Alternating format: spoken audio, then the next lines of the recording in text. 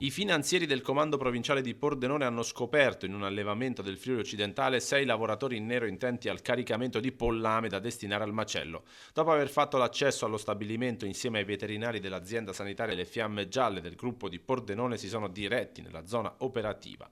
Al termine del rapido ciclo di accrescimento dei polli, gli stessi venivano trasportati verso gli impianti di macellazione.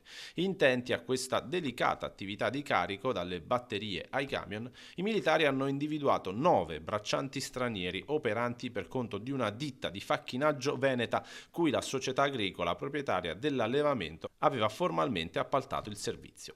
L'analisi della documentazione esibita ai finanzieri ha tuttavia permesso di scoprire che i nominativi dei lavoratori indicati nel prospetto predisposto per le finalità conoscitive dell'azienda sanitaria non corrispondevano a quelli effettivamente presenti sul posto, per 6 dei quali non risultava alcuna comunicazione al centro per l'impiego.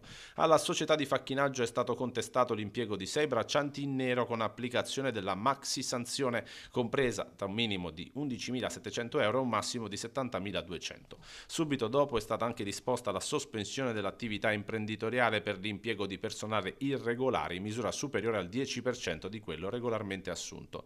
Solo in questo parziale anno solare finora sono già 200 i lavoratori in nero individuati dalla Guardia di Finanza di Pordenone e 17 quelli irregolari. Le aziende verbalizzate sono 106, per 49 delle quali è stata proposta al competente ispettorato territoriale del lavoro la sospensione dell'attività.